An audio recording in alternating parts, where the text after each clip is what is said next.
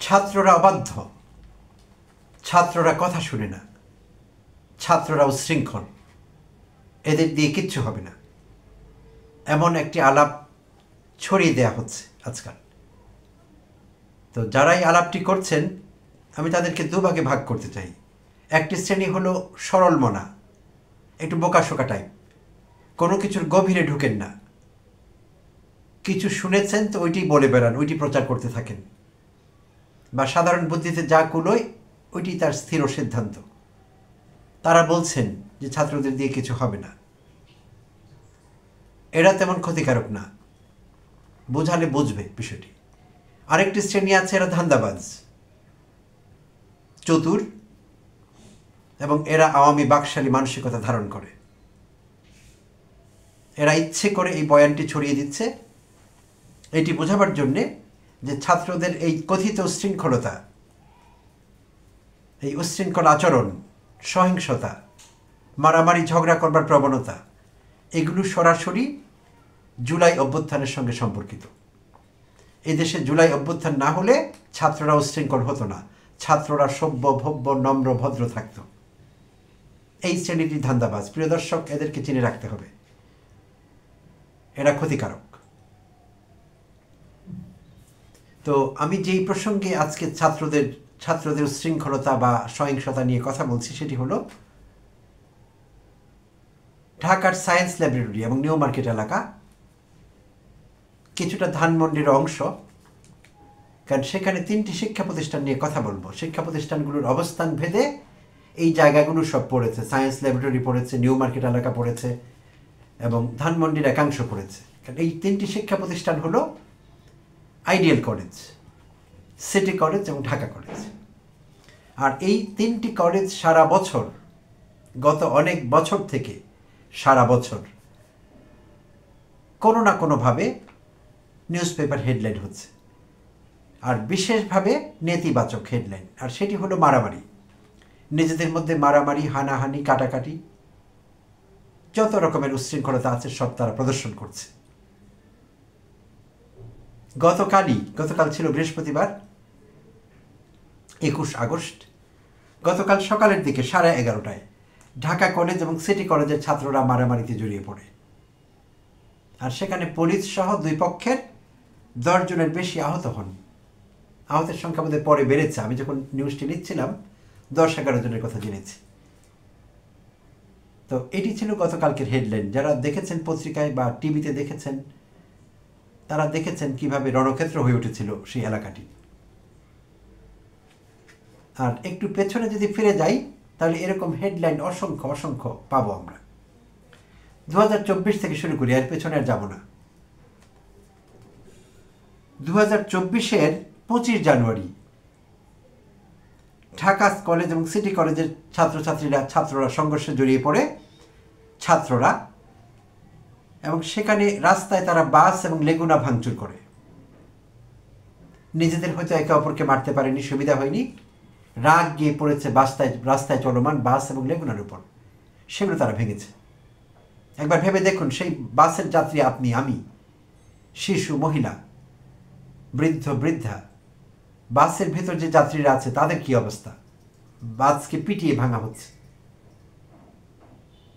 আচ্ছা, 2024-এরই 10 September Dhaka college, Dhanmondi ideal college ছাত্ররা সংঘর্ষে জড়িয়ে পড়ে, 18 জন আহত।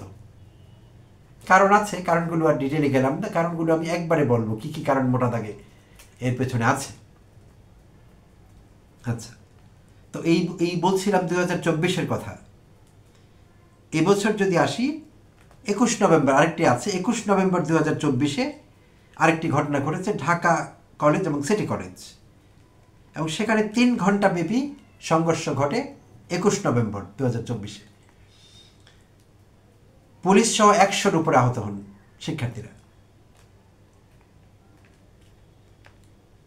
এপ্রিল 22, 2025 বিজনেস স্ট্যান্ডার্ড হেডলাইন করেছে, 5th clash in 4 months between students of Dhaka College and City College. 5th clash in 4 months, 4 মাসে 5টি সংঘর্ষ। ছোট ছোট সংঘর্ষ হচ্ছিলই, তো সেগুলো তারা মোটা দাগে হেডলাইন করেছে 4 মাসে 5টি সংঘর্ষ ঢাকা কলেজ এবং সিটি কলেজের শিক্ষার্থীদের। তো এই যে বিষয়টি, এটি কেন ঘটছে? প্রথমত শিক্ষার্থীদের বয়স কম, এই বয়সের শিক্ষার্থীরা আবেগপ্রবণ হন, ছোট ছোট বিষয়ে তারা আবেগপ্রবণ হয়ে পড়েন, আর সে আবেগের প্রকাশ অনেক সময় অ্যাঙ্গারে আমরা দেখতে পাই, রাগ। আর এই কলেজগুলির মধ্যে শিক্ষার্থীদের বিভিন্ন সময় পত্রিকায় যা যা এসেছে, কেন তারা মারামারি করছে এবং মারামারিতে লিপ্ত হয়েছিল, সেই কারণগুলির মধ্যে দেখা যায় স্ল্যাজিং একটি কারণ। স্ল্যাজিং একটি ইংরেজি শব্দ, এটি হলো কাউকে রাগাবার জন্য ইচ্ছাকৃতভাবে কোনো কমেন্ট করা, আপসেট করবার জন্য, রাগাবার জন্যে। এটি কিন্তু ক্রিকেট খেলায় প্রচলিত আছে, যারা ক্রিকেট খেলা দেখেন বা ফ্যান্স তারা জানেন স্ল্যাজিং কী জিনিস। প্রতিপক্ষের খেলোয়াড়কে অ্যাবিউসিভ ল্যাঙ্গুয়েজ ব্যবহার করে তাকে খেপিয়ে দেওয়া, তাকে উত্তেজিত করা, এইভাবে তার মনোযোগ ডাইভার্ট করা, এবং যাতে সে আন্ডার পারফর্ম করে খেলায়।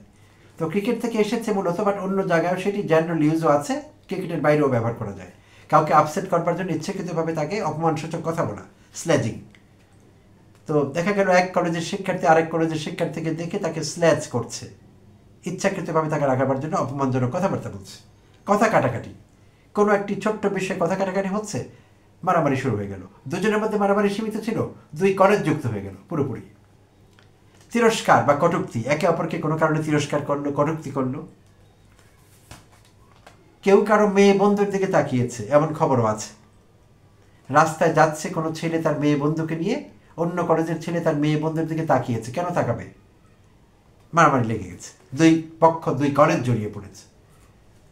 তো এগুলো কোনো ভালো বার্তা দিচ্ছে না, এবং সার্বিকভাবে ওই অঞ্চলে চলাফেরাকারী যারা চলাফেরা করছেন, যাত্রীরা, new market, science laboratory, Dhanmondi এলাকার যাত্রীদের জীবনের ঝুঁকি তৈরি হয়েছে। মাঝে মাঝে শিশু মহিলারা দৌড়দৌড়ি করছে, মারামারি লেগে গেছে, কে কোথায় আশ্রয় নেবে, কারো গাড়ি ভাঙছে, নিরীহ মানুষ গাড়ি নিয়ে যাচ্ছেন, নিজের কার বা বাসগুলো, চলমান যেসব যানবাহন আছে সেগুলো ভাঙা হচ্ছে, সেগুলোর তো কোনো দোষ নেই, সেগুলো ভিক্টিম হচ্ছে। তো এটি থামছেই না, আর আসলে থামবেও না, কারণ এই বিষয়গুলো মূল আরও গভীরে। আমাদের সার্বিকভাবে সমাজে অবক্ষয় হয়েছে, শিক্ষকরা তাদের ভূমিকা যথাযথভাবে পালন করতে পারছেন না বা করছেন না। বিগত সরকারগুলো শিক্ষকদের রাজনীতিতে জড়িয়ে ফেলেছে, বিশ্ববিদ্যালয়ের শিক্ষকরা সবচেয়ে নোংরাভাবে রাজনীতিতে জড়িয়েছেন। সেখানে ভেদাভেদ তৈরি হয়েছে, নানা রকম লাল দল, নীল দল, সবুজ দল, কালো দল, বিভিন্ন দল সৃষ্টি হয়েছে। তো কলেজগুলো প্রশাসনিকভাবে ব্যর্থ হচ্ছে, কলেজে যারা প্রিন্সিপাল হিসেবে দায়িত্ব পালন করছেন তারা রাজনৈতিক নিয়োগ পাচ্ছেন। প্রত্যেকটি গত কয়েক বছরে প্রত্যেকটি কলেজের পোস্টিং পলিটিক্যালি হয়েছে, তারা সরকারি দলের সমর্থক।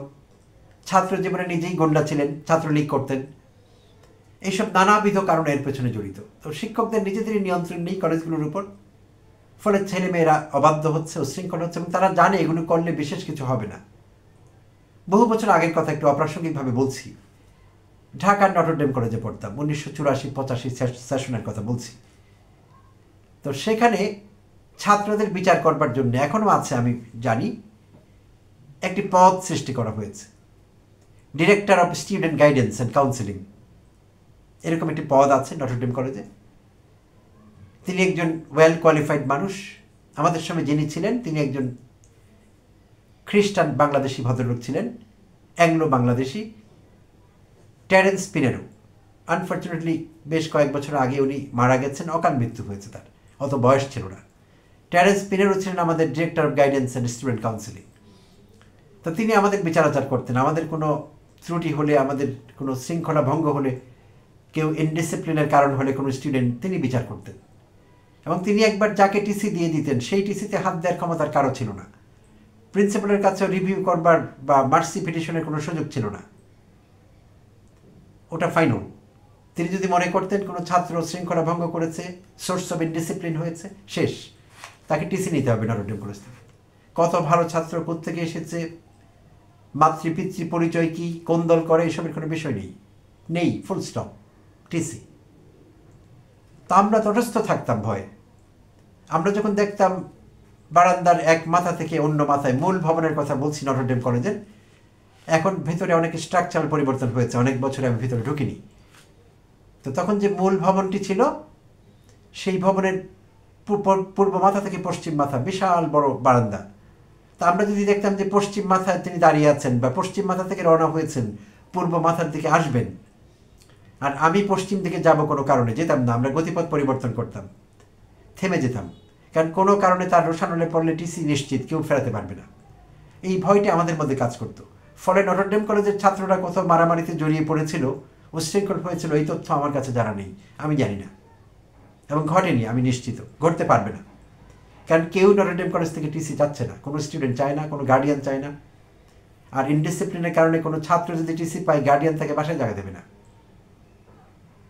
এটি তারা জানে। ফলে তারা মারামারি এসবে লিপ্ত হয় না। তো এখন যেহেতু এই 3টি কলেজ নিয়ে বেশি ঝামেলা হচ্ছে, আমার একটি ফ্রেন্ডলি টিপস থাকবে শিক্ষা উপদেষ্টার জন্য, শিক্ষা বিভাগের কর্মকর্তাদের জন্য। আমি জানি তারা আমার এই ভিডিও হয়তো দেখবেন না, তারপরেও আমার নিজের সান্ত্বনার জন্য আমি বলছি। সেটি হলো এই প্রত্যেকটি কলেজে এবং সম্ভব হলে বাংলাদেশের সব কলেজে এমন একটি পোস্ট ক্রিয়েট করতে হবে, director of guidance and counselling, যার কাজ হবে ছাত্রীদের বিচার করা।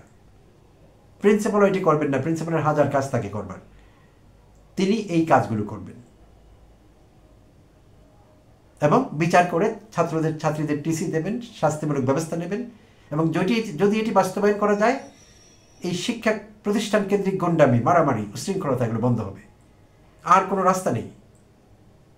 কারণ পুলিশ এসে কাউকে ধরে নিয়ে যাবে, সকালে ধরে নিয়ে যাবে, বিকালে ফেরত দেবে, এটি স্বাভাবিক। ছাত্রদের এটি করতে হবে, তাদের বছর পর বছর আটকে রাখা যাবে না। তো তারা আবার একইভাবে মারামারিতে লিপ্ত হবে। ফলে এই সাইকেল ভাঙা যাবে না।